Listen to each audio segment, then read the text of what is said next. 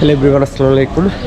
অনেক দিন ধরে খেজুর বাগানের দিকে গিয়ে খেজুর রস খাওয়ার জন্য প্ল্যানিং করতেছি, বাট বেশি শীতের কারণে আজকে যাব কালকে যাওয়া বলে যাওয়া হচ্ছে না।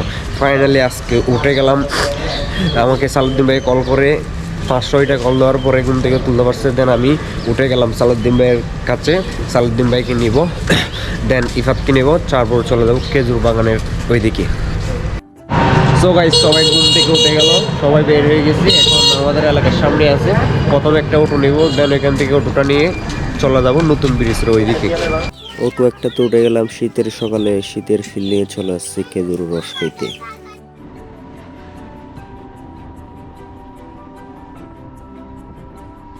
গাইস, আমরা খেজুর বাগানের কাছাকাছি চলে আসলাম। দূরে দেখা যাচ্ছে খেজুর বাগানের যে এরিয়াগুলো দেখা যাচ্ছে দূরে। কত লোকজন আসছে দেখুন খেজুরের রস খাওয়ার জন্য। সবাই ছবি তুলতেছে। দেখেন, আমরা চলে আসলাম। পার পিস টিকিট দাম নাকি 30 টাকা। আমরা 4টে টিকিট কেটে নিলাম, দেন ঢুকে যাবো একটু পরে। বল কি সো ঢুকে যায় আস্তে আস্তে।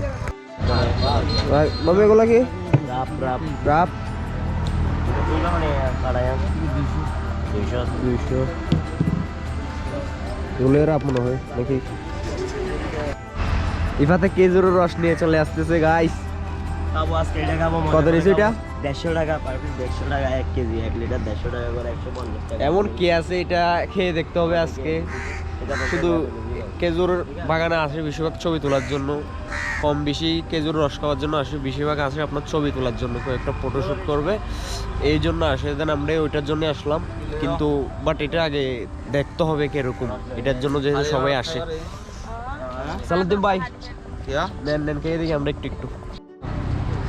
শুধু এখানে ঢুকে কয়েকটা ছবি তুলবে, ওইটার জন্য নাকি পার পিস টিকিটের দাম 30 টাকা করে। 4টে টিকিট কাটতে হয়েছে আমাদের।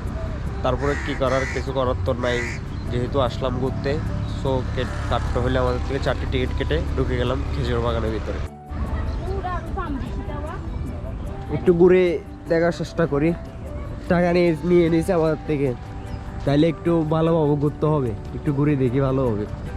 এখানে এমন কি আছে টিকিট কেটে ঢুকতে হয়েছে ওইটা দেখবো। শুধু কয়েকটা ছবি তোলার জন্য পার পিসের টিকিটের দাম 30 টাকা। গাইস, আমরা আসছি নাকি খেজুর বাগানে ঘুরতে। এখানে একটাও খেজুর গাছ দেখা যাচ্ছে না, সব দেখা যাচ্ছে নারকেল গাছ। তো এটাকে বলতে হইতো নারকেল বাগান, নারকেল গাছের বাগান বলতে হইতো। কি বলে খেজুর বাগানে আসলাম। 2-3টে খেজুর গাছ আছে, ওইটা নিয়ে বাগান তৈরি করে দিছে ওরা, খেজুর বাগান। এখানে তো সব নারকেল গাছ, দেখুন তো বড় বড় নারকেল দেখা যাচ্ছে। এটাকে বলতে হবে নারকেল গাছের বাগান। খেজুরের রস খাচ্ছে এখন ইবাদে। কেমন খেজুর রসটা কেমন ইবাদ? অরিজিনাল না একদম, এখানে 100% পানি মিক্স করা আছে, কিন্তু মোটামুটি ঠিক আছে, মোটামুটি ঠিক আছে। আমি কোনোদিন এর আগে কোনোদিন খেজুরের রস খাইনি, ফার্স্ট টাইম খাবো।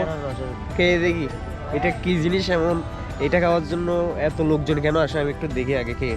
বিসমিল্লাহ বলে শুরু করি, ফার্স্ট টাইম খেজুর রসটা খেয়ে দেখি।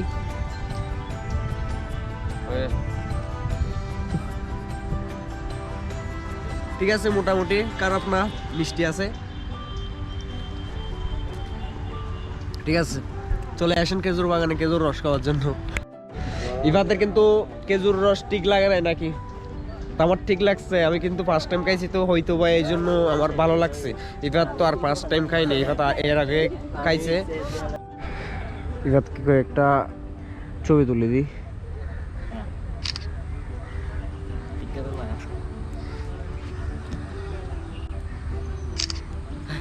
খেজুর বাগানে যারা আসছে কম বেশিরভাগ এটা দিয়ে ছবি তুলছে, দেন আমিও নিয়ে কয়েকটা ভিডিও করলাম, কয়েকটা ফটোশুট করলাম আর কি।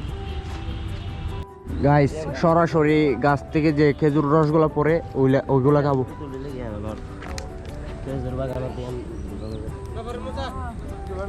এই দেখেন হাতে পড়তেছে।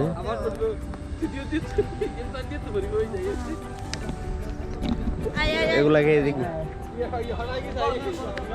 ও ঠিক আছে গাইস, খেজুর রস ঠিক আছে।